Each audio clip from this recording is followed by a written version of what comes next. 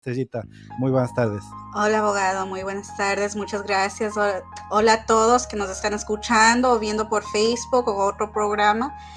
Sí, abogado, hoy vamos a estar hablando sobre lo que se llama en inglés prosecutorial discretion, o también se puede conocer como discreción fiscal. Yo sé que en nuestra oficina lo hemos usado varias veces ya.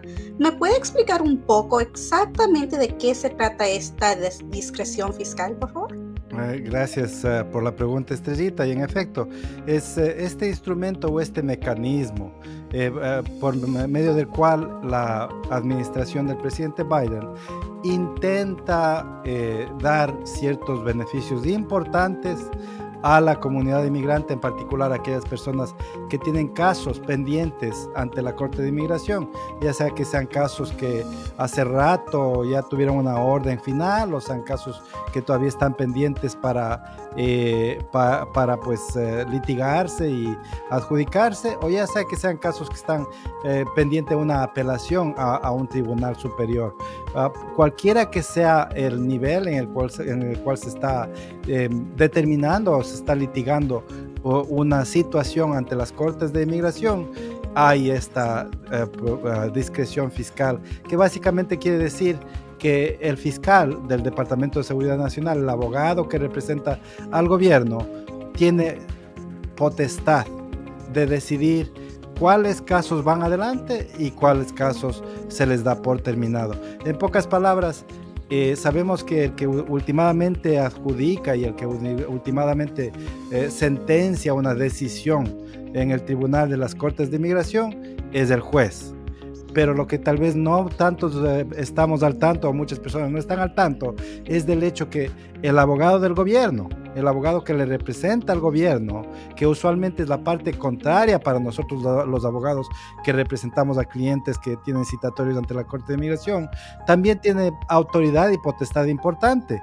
Y esta autoridad en particular pesa bastante, porque es la autoridad que le permite al abogado del gobierno, independiente de lo que quiera o no quiera el juez, de decidir si es que un caso sigue o sale, si Y es que un abogado, caso se da por terminado. Sí, sí, estoy. sí, abogado, ¿por qué nos conviene cerrar el caso? Porque de lo que yo entiendo, cuando uno está pidiendo asilo o cancelación de deportación, al final del caso, uno puede recibir su residencia. ¿Por qué estaría interesada en que cierren el caso?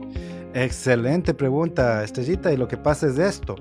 Los tribunales de inmigración y los jueces de inmigración tienen que tomar su decisión de acuerdo a estándares que ya están rígidamente establecidos ante la ley.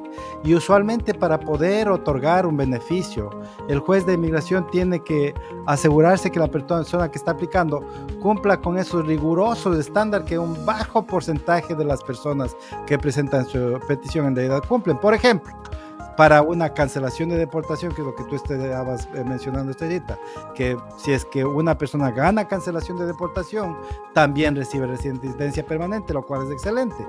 Pero para que pueda ganar esa cancelación de deportación, tiene que demostrar que en su situación, el hecho que le deporten va a resultar en exceptional and extremely unusual hardship en contra de un familiar, que quiere decir que tiene que resultar en una situación devastadora en contra de su hogar, en contra de su esposa, hijos que sean ciudadanos estadounidenses. Ese tipo de estándar, pues la gran mayoría de los casos que se presentan ante los jueces no logran alcanzar. Entonces, claro, si se llega al final del juicio, va a poder ganar ese gran beneficio de la residencia permanente. Lo malo es que un 80-85% de las personas que aplican y que llegan hasta el juicio no van a poder alcanzar esa meta. Entonces está la alternativa, cuando el caso no es tan fuerte como para tener esa seguridad que le va a poder ganar la residencia permanente, pues por lo menos puede ganar que le desestimen el caso y que la Corte de Inmigración le deje en paz y que ya no estén buscando deportarle a la persona del país. Y por eso es muy valioso, especialmente si es que tiene otras bases de alivio que puede buscar ante otras agencias como USCIS, por ejemplo. Y yo he escuchado también que esta no es la primera vez que podemos pedir discreción fiscal, pero ¿Cómo sabemos que ya está en efecto una vez más? ¿O es verdad que antes se podía pedir y ya no se puede pedir? ¿Cómo es todo eso? Es un poco confuso. Ya, claro, este concepto de la discreción fiscal parecería ser nuevo porque está bajo esta administración en auge y está siendo utilizado mucho más que antes. Pero siempre ha existido en los abogados del gobierno, dentro del ámbito de la migración. Durante la época de Obama, por ejemplo, cuando Barack Obama era el presidente, se aplicaba esta discreción para, por ejemplo, dar por terminado casos para que la persona pueda ir a buscar este perdón 601A, el Provisional Waiver, que como tú sabes, Estrellita, es ese perdón que necesitan personas que han estado en los Estados Unidos más de un año y les toca salir para completar el proceso consular. Cuando hay un caso ante la Corte de Inmigración, no se puede obtener ese perdón con USCIS, porque o una agencia tiene potestad o la otra. Entonces, para que pueda uno ir con USCIS a conseguir ese perdón, tiene que primero la Corte dar por terminado. Y eso se podía hacer con el presidente Obama. Durante la presidencia de Trump, Trump instruyó a todos sus abogados, 100%, que en 100% de los casos, y sin excepción, ningún fiscal, ningún abogado del gobierno tenía derecho de otorgar esta discreción fiscal, de otorgar ningún beneficio de dar por terminado un caso por ningún motivo y punto y punto. Así que cerró todas las puertas de este hombre bajo su tolerancia cero. Claro, ahora se han abierto incluso más que cuando estaba el presidente Obama. Y dicho sea de paso, esto de la discreción fiscal no es algo exclusivo, definitivamente para las cortes de inmigración o los abogados del gobierno de inmigración. Nos iba a explicar ahorita si es que esto es algo, esta discreción fiscal es algo que solo se aplican en las cortes de inmigración o se pueden encontrar en otras cortes también. Gracias, Estrellita. En efecto, se encuentra en todas las cortes. En realidad, esto de la discreción fiscal es universal. Toda agencia ejecutiva, todo fiscal en el Estado, en el gobierno federal, tiene esto de la discreción fiscal, porque pues obviamente no pueden aplicar la ley en contra de todos los que se piensa que se viola la ley de la misma manera. Cada caso tiene factores diferentes y hay factores meritorios, por ejemplo, lo que es lo que le llaman en la corte estatal pre-trial diversion, PTI, o pre-trial intervention. Son justamente una forma de discreción fiscal. Tú te acuerdas, Estelita, que en muchos casos cuando presentamos una aplicación para una persona que le acusaron de manejar tomado y tenemos defensa porque en efecto lo ha manejado tomado y pues tiene el examen y se ha determinado que estaba sobre el nivel y todo, pero sin embargo en esta situación esta persona tiene muchos factores meritorios. Es tal vez joven, es tal vez en la universidad, es su primera vez, se le presentan los factores meritorios al fiscal y se le pide que le dé una alternativa, que le permita al joven que cumpla con ciertos cursos, pero que le deje en paz y que le desestime el caso.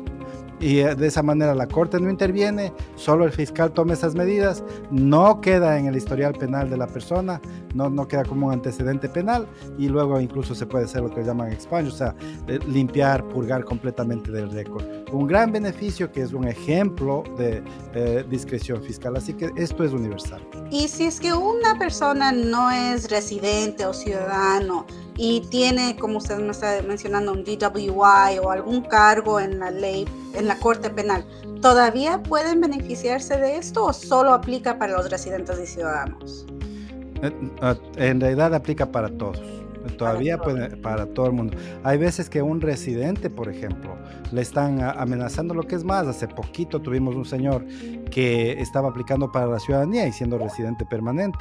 Y en lugar de darle la residencia, le trataron de quitarle, en lugar de darle la ciudadanía, le instituyeron proceso para quitarle la residencia. Pudimos utilizar esto de la discreción fiscal para desestimar por completo el caso ese ante la Corte de Inmigración donde le querían quitar la residencia permanente y ahora el señor está buscando obtener su ciudadanía directamente con USCIS.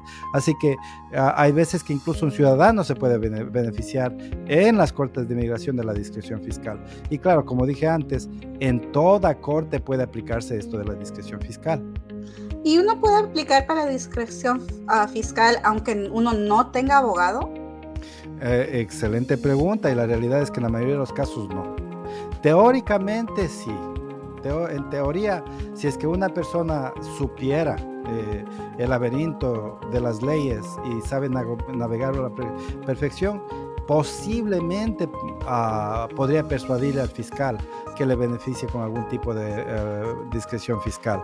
Pero en particular en las cortes de inmigración, los abogados del gobierno, si sienten que la persona no tiene representante legal y saben que pues simplemente no sabe presentarse y defenderse ante la corte, es altamente improbable que en ningún momento vayan a aceptar o ofrecerle discreción fiscal. Así que es importante tener un representante y un representante que sepa bien la ley, porque es otro detalle.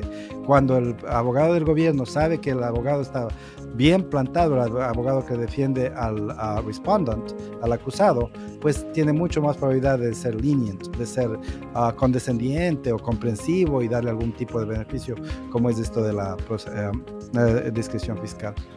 Excelente, abogado. Una pregunta más sobre esto. Habíamos tocado un poco el tema de si es que nos ganamos la discreción fiscal, vamos con USCIS. ¿Es eso mejor o tenemos más esperanzas ganar con USCIS que con la Corte de Inmigración? Y si es que sí, ¿por qué?